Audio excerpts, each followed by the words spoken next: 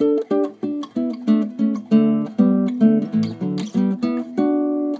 Ben. Happy Thanksgiving. Good morning, Jaunty, and happy Thanksgiving to you. So what's going on today? What do we want to talk about? Well, I didn't know anything about the digestive system until I was about 30 years old. I had the most limited comprehension, and then because of a life circumstance, I just sort of learned about it very, very quickly. But I got to say, one of the things that remains sort of mysterious to me is the liver. The liver really fascinates me because the liver releases different enzymes depending on what you eat. Hundreds of them. Hundreds of different enzymes are produced in the liver. 500, 600. I don't even know. It's in the hundreds of different enzymes. And when you say in the liver, that kind of marginalizes how amazing it is because it's really in a liver cell. The liver cell. So when we talk about the liver, it's composed of cells. There are actually liver cells that can produce hundreds of different enzymes. One cell. Huh. How does it know how to do this? That's the thing.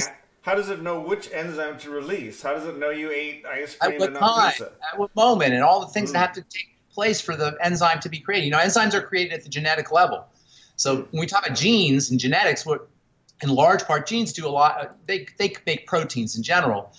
But one of the key proteins they make are the enzymes. And defects at the genetic level can cause defects in enzymes, and this is the cause of a lot of so-called genetic diseases. They call them inborn errors of metabolism is the technical name, IEM, things like Tay-Sachs disease and Wilson's disease and phenylketonuria or PKU. These are all so-called inborn errors of metabolism, which are basically genetic defects that causes enzymes not to be made, creating enzyme deficiencies. And enzyme deficiencies, by the way, don't have to be as dramatic as an inborn error of metabolism, a congenital genetic birth defect. Enzyme deficiencies can just result from poor nutrition. Or there was a guy named Dr. Edward Howell who talked about enzyme deficiencies being caused by eating dead food, eating food that didn't have plant enzymes in them. Food enzymes, according to Dr. Howell anyway, food enzymes contribute to your enzyme pool to allow you to have more enzymes for fighting cancer and building collagen and living a long life. And he hypothesized that one of the causes of chronic degenerative diseases was eating foods that didn't have enzymes in it, so that we had to use our own enzymes to the extent, too much of our own enzymes, to the extent that it was compromising our ability to do regular longevity and health and wellness chemistry. But we should talk about enzymes, what enzymes are, I suppose, first of all. They're really fascinating, absolutely fascinating molecules. Nothing happens in life without enzymes. So enzymes are said to be catalysts. In order to really understand what that means, you got to understand a little bit about chemistry, the basics of chemistry. Chemistry is just A going to B to C to D, shape A going to shape B, going to shape C, going to shape D. And what we call a chemical reaction is really a combination of A plus B leading to C. Shape A plus shape B somehow combine and form shape C. That's chemistry in a nutshell. Hope that's not too complicated. But A to B would not happen. Shape A would not contact shape B without enzymes. It would, over the course of eventually random interactions, maybe they would connect, but they wouldn't connect with enough regularity and synchronicity and choreography in order for a chemical reaction to happen as it needed to happen. So all the chemical reactions in the body mandate enzymes. So that enzymes, no chemistry. There's a lot of kind of mystery behind this idea. You could say enzymes carry the life force, whatever that is. Enzymes, I like to think of enzymes as matchmakers. Right. They bring A and B together. A and B might meet, man might meet woman, but it would be a lot more, it would happen with a lot more facility if there was a matchmaker. Enzymes are like matchmakers. Right. So there's a couple of really interesting things about enzymes. First of all, enzymes are proteins. There's two kinds of proteins. You have long, stringy, fibrous proteins like collagen, for example, is a classic example of a fibrous protein. And then you have globby proteins, snotty proteins, immune globulins in the antibody system. Those are in the immune system. Those are globular proteins. They're snotty. like a glob, literally. Albumin, you may have heard of this protein. If it travels around the blood, it carries things. That's a snotty protein. Lipoproteins that carry cholesterol, those have a globular quality. And then you come to the enzymes, which are probably the most abundant of all the globular proteins. And there's various kinds, about 3,000 enzymes or so. There's various kinds of enzymes. You have enzymes that do chemistry, and those are enzymes that pull things together to create, so the body can do its chemical business. Then you have digestive enzymes, which are of a different class, and those are enzymes that work in the digestive system, and they work to help us process foods. They work to help us break down foods. And then you have a third type of enzyme, which is, as I was talking about earlier, as Dr. Howell referred to, are food enzymes. So those are the three basic kinds of enzymes. In the body, you have metabolic enzymes and digestive enzymes. Those are the two classes in the body. The digestive enzymes are the ones most of us think about when we think about enzymes, right. And for good reason, because they're critical for helping you absorb nutrients and digesting your food. If you're not, enzymes aren't working correctly at the level of the stomach or the pancreas. The pancreas is actually the home, is the largest warehouse or the biggest home of the enzymes in the body. If you have enzymes in the stomach, you have enzymes in the pancreas. Those are the two major sources of enzymes, of digestive enzymes. There's also liver enzymes, as you alluded to. There's enzymes everywhere. But the two major sources are going to be the pancreas and the stomach. Food enzymes, which are in the stomach, tend to break down proteins, to a certain extent fats maybe. Food enzymes in the pancreas break down fats and also carbs. Oh, there's enzymes in your saliva too. So it's very good. This is one of the major reasons why it's important to chew your food. The more you chew your food, the more you contact it with enzymes. And the more enzymes the food contacts with in your mouth, the less work it's going to have to do downstream. So this is another way to conserve enzymes. This is maybe a helpful strategy for people who are having just chewing your food. You know, I say helpful strategy. It's just basically chewing your food. For people who have stomach problems who have gas or bloating, these are signs of enzyme deficiencies, by the way, or pancreatic issues, pancreatitis or even diabetes. So we should all be chewing our foods, but especially if you have issues, digestive issues downstream, it can be helpful because of the digestive enzymes that live in the saliva, that are located in the saliva. When we think of enzymes, most of us tend to think of digestive enzymes. Those are the ones that you get as supplements. But enzymes are actually, they do everything. And in Europe and in Japan, enzymes are considered to be medicine. When you think about it, if at the end of the day, all our diseases are based in problems with biochemistry, and a lot of that involves enzyme deficiency, it makes sense that you'd at least try to use enzymes as a strategy for dealing with chronic degenerative disease. And indeed, in Europe, that's what's happening. Probably it'll start to happen here. So Howell talked about the relationship between metabolic enzymes and digestive enzymes. As I was saying earlier, this idea that you can spare your metabolic enzymes by putting more digestive enzymes into your system. So supplemental enzymes can help, not just if you're dealing with supplemental digestive enzymes, I should say, cannot just help be important if you're dealing with a digestive issue, but they can be important for longevity and general health and wellness if you understand this theory of Dr. Howell's that says that your body will spare its metabolic enzymes if it has enough digestive enzymes. Now, Howell didn't talk about supplementing, he talked about foods, but the same idea, it's the same kind of idea. We should certainly be eating food enzymes. And this is one of the reasons why you want to eat food that's as close to living as possible. Vegetables, for example. Right. Fruits and vegetables are going to be your best sources of enzymes. There are enzymes in eggs. All the really high quality foods are going to be enzyme rich. Papaya is a good source of enzymes. Pineapple, citrus fruits are good sources of enzymes. Sprouts. Wonderful source of enzymes. In fact, it's a great idea to throw sprouts in if you're making veggie drinks, always throw sprouts in your veggie drinks. Those are really living foods because they're sprouting. Usually when you get sprouts, they're still in the dirt. So sprouts are as close to being alive as you can get when it comes to supermarket foods anyway. So eating enzyme-rich foods can help you spare your metabolic enzymes and improve your digestion. A lot of digestive problems are caused by, number one, enzyme deficiency, and that is just a shortage in enzymes, and we know this because a lot of digestive problems will improve when you take enzymes. I'm talking things like SIBO, small intestinal bacterial overgrowth, gas, bloating after meals. Here's another interesting thing about another interesting place to use enzymes in terms of their ability to support the digestive process. If you get little leaks in your gut, you've heard that term leaky gut syndrome. I'm sure many people know. I've heard that these days. I've get little leaks in the gut. Big pieces of undigested protein can leak into the gut, into the bloodstream through the intestine, and this can be a cause of autoimmune diseases.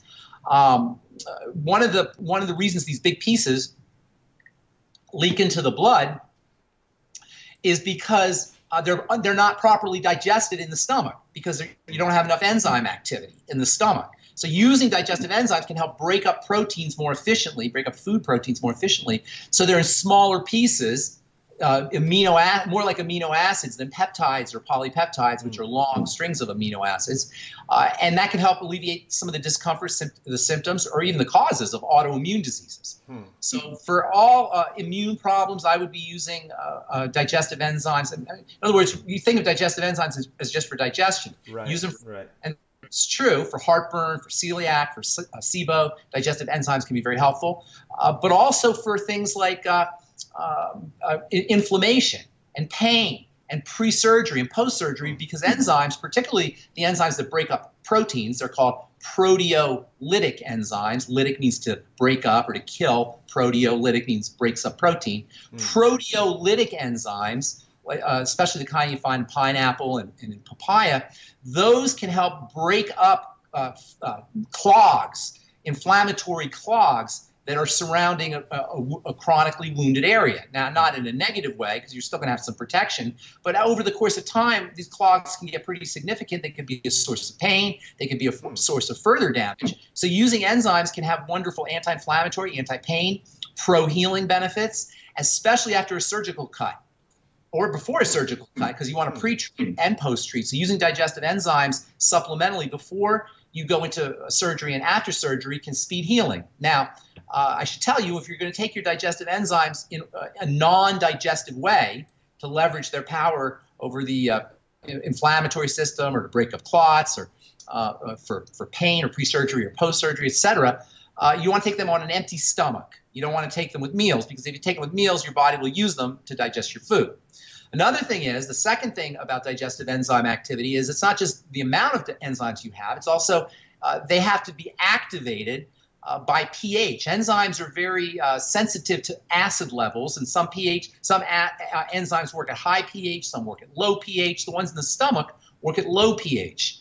So if you're not producing enough stomach acid, your enzymes won't be active. And if you're not producing enough stomach acid and you try to take supplemental enzymes, they won't have the same activity either.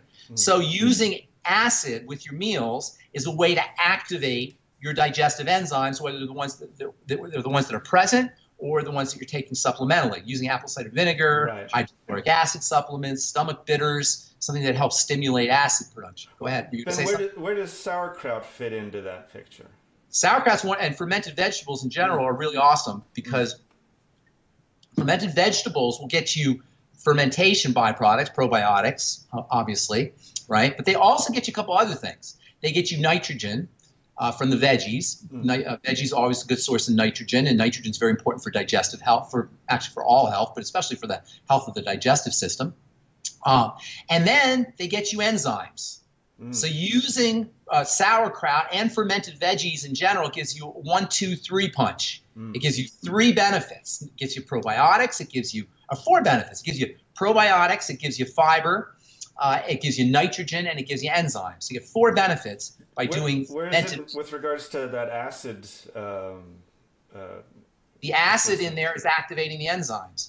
The acid in sauerkraut, you mean? So does that bring us up to 5? No. Oh, yeah. I see what you're saying. Yeah. The acid helps too. So, and then also enzymes have been shown to help people who have mental health issues, schizophrenia and autism in particular. There's a really cool book called Enzymes and Autism, which talks about the digestive connection between mental health and poor breakdown of proteins. That's the leakage of these polypeptides and peptides into the bloodstream because of incomplete digestion following enzyme deficiency is a very significant problem. So if you're dealing with any kind of inflammatory issue or schizophrenia or autism, you may want to consider using digestive enzymes as a way of breaking up those proteins, those complex proteins. Another interesting thing is the B complex and vitamin C help enzymes. So you got enzymes helping chemical reactions, but then you have coenzymes. You heard that term, coenzyme Q10? I've heard of it. I'm not sure I understood it. I've heard it. Yes. Now you know what a coenzyme is. The B complexes are coenzymes. Vitamin C has coenzyme properties, and coenzyme Q10 is said to be a B vitamin-like compound. Also, facilitates the way an enzyme can work. These are all the ways the body controls chemistry. So that if you don't have if the body wants to control a chemical reaction, it can either release an enzyme or not release an enzyme. It can either apply a coenzyme or not apply a coenzyme. But if you don't have the coenzymes, or if you don't have the enzymes for that matter, you're not giving the body the opportunity to choose whether it wants a chemical reaction to happen or not. So putting coenzymes into the body through drinking your Beyond Tangy Tangerine, doing water-soluble nutrients, the B vitamins and vitamin C, as I said, and then also coenzyme Q10 supplements, and then also make sure you're using your digestive enzyme supplements, your ultimate enzymes. These are all ways that you can support chemistry in a wide variety of categories. I imagine it almost like a big multi-purpose factory, which has these raw materials coming in one side, and then inside the factory you have the potential to be able to build a variety of different things. If all you have is very low-level employees, then you're going to turn out shoes and little squeaky toys or something like that. But if you have the right ingredients and the right people in the factory, then you can build rocket ships and airplanes or whatever it is. Right, and also the raw materials, the building blocks. So nutrition is basically three elements. You've got macronutrients. Those are I think we've talked about this in the past. Macronutrients, protein, fats, and carbohydrates. Those are the macronutrients. Those contain energy. Like fire, like a log contains the energy to make a fire. When you light a fire or light a log in your fireplace and it catches fire, all that energy is in the log. That's been trapped in the tree, releasing all that energy, which ultimately came from the sun. So the logs contain the energy that's going to get turned into a fire. The proteins, the fats, and the carbohydrates are like logs. It contains the energy. The job of the digestive system is to turn the proteins and the fats and the carbohydrates into energy that can be used. However, in order for the body to be able to use the energy that's in the proteins and the fats and the carbohydrates, it needs to shuttle the energy, the free energy that's released, into chemistry, into making collagen, into repairing bone, into fighting cancer, into making new skin cells, into all the things the body does. So the body doesn't like just raw energy. It needs to have that energy directed. And that the molecules that direct the energy are called the micronutrients. So the micronutrients direct the energy that's trapped in the macronutrients. Those are the two of the three main elements in foods. And then the third element is the enzymes. And the enzymes help all of the chemistry happen as they should. And the body has enzymes, but the food enzymes that we take in can help contribute to the body's pool of enzymes. Those are the three major components of foods that you want to make sure you're eating all the time: macro, micro, and enzymes. Now, it turns out with our 21st century lifestyle and through food processing, we're eating foods that are enzyme deficient or sometimes don't have any enzymes in them. We're eating foods that are micronutrient deficient or sometimes don't have sometimes don't have any micronutrients in them, but for the most part have lots of the energy, lots of the protein, the fats, and the carbs, especially the fats and the carbs, which are super high energy. So we're getting lots of the high energy, but not the shuttling molecules or the enzymes to allow the body to use the energy effectively, which is why we are the starving obese. Which is why we get plenty, we got plenty of calories coming in, but we don't have the magical elements, the enzymes and the micronutrients to help us utilize that energy effectively. So, and this is also why supplementing with micronutrients and supplementing with enzymes will allow you to intake less protein, fats, and carbohydrates, because you're leveraging or taking advantage of the energy more efficiently, more effectively. So one of the first things that happens when people start a micronutrient supplement program is they notice that they lose weight and they are not as hungry, because they're now giving their body the wherewithal to help spread or shuttle that energy into the right chemical reactions. They're getting more bang for their buck, and that's what you want to look for. Foods that have lots of the micronutrients and the enzymes and not a lot of the calories. That's the ideal food, is low calorie, high nutrition. In fact, they call it the CRAN diet or the cron diet. It's calorie restriction adequate nutrition, or calorie restriction optimum nutrition, depending on how you look at it. I guess optimum is probably better than adequate, but in any case. So some people's factory, they're very good at producing roller skates and squeaky toys, but they just aren't really putting it together to build the rocket ships and airplanes that they also need. Their body's really craving some rocket ships, but they don't have the enzymes to be able to make those, or the nutrients.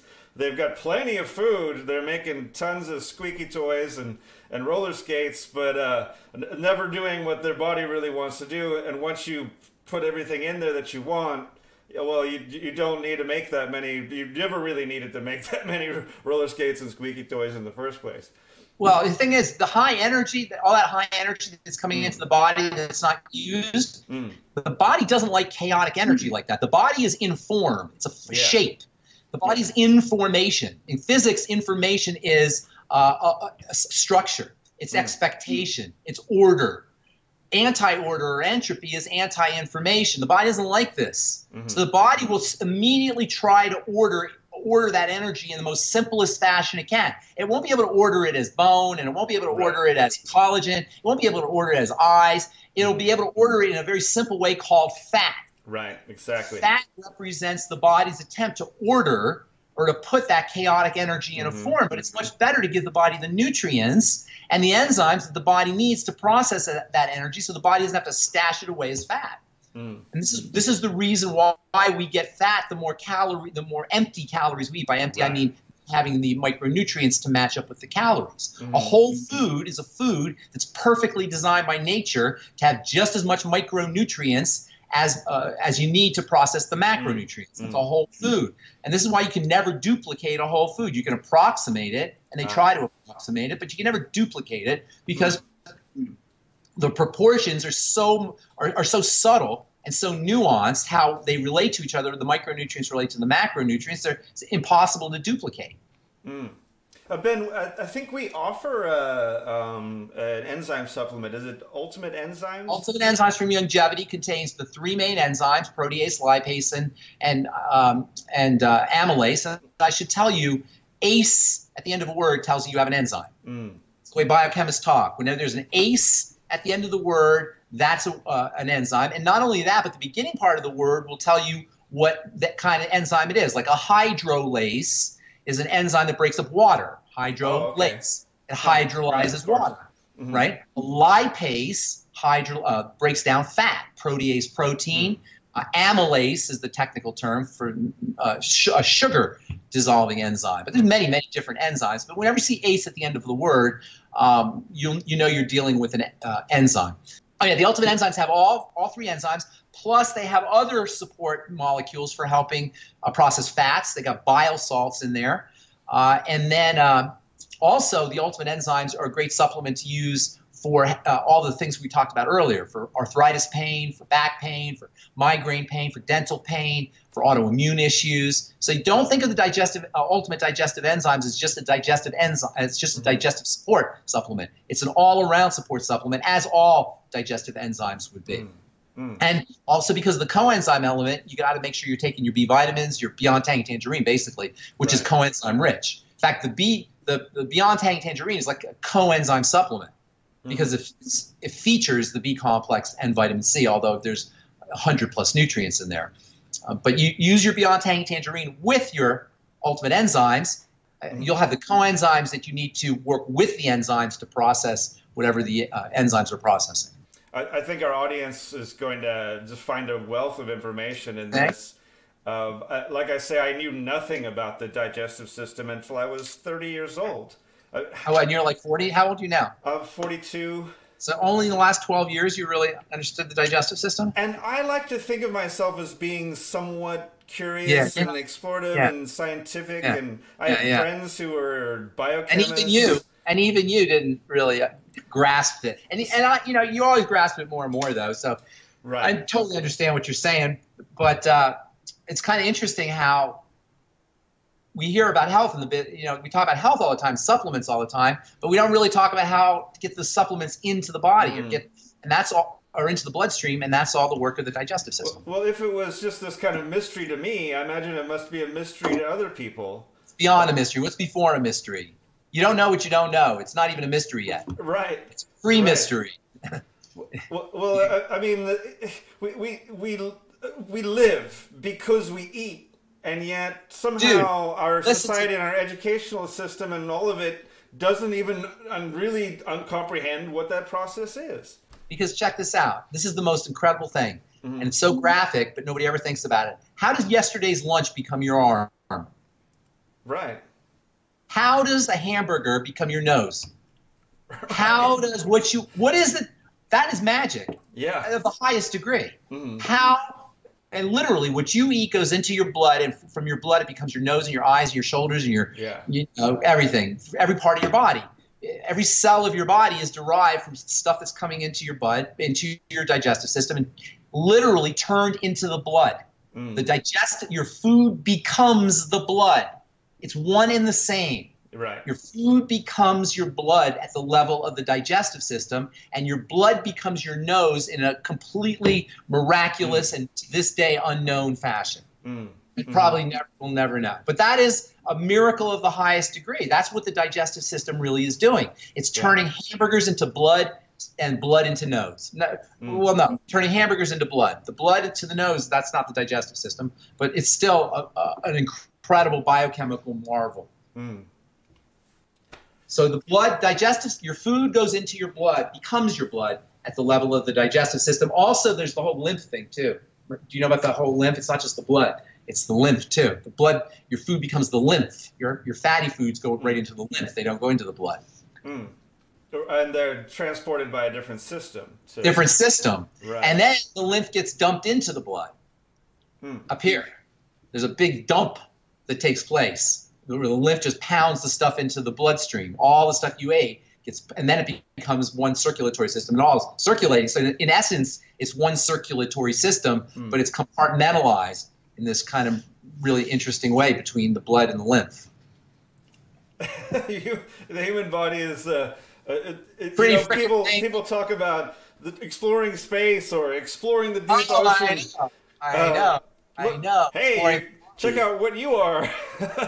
You ever see that movie, The Incredible? Oh, at the microscopic level, there's like ratchets and there's like gears and there's wheels and there's all of these molecular machines that are just as complex, more complex than any machine you would make. And for their size, they could spin it at speeds and move it in directions that are. There's no way we could design a macro tool that could do that. I've seen animations of some chemical processes which are going at the approximate speed of the actual process. And this thing has got like levers and joints, and it's spitting out these really complex structures. Joints. And it's going along strings like a zipper. It's zipping things and closing as it zips. And come on.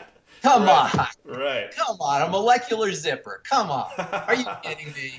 Are you kidding me? Right. Come on. Where do you go with that? Yeah. It's all inspiring, that's for sure. All right, buddy. And Happy Thanksgiving. You too. Thanks a bunch. Okay, buddy. Bye.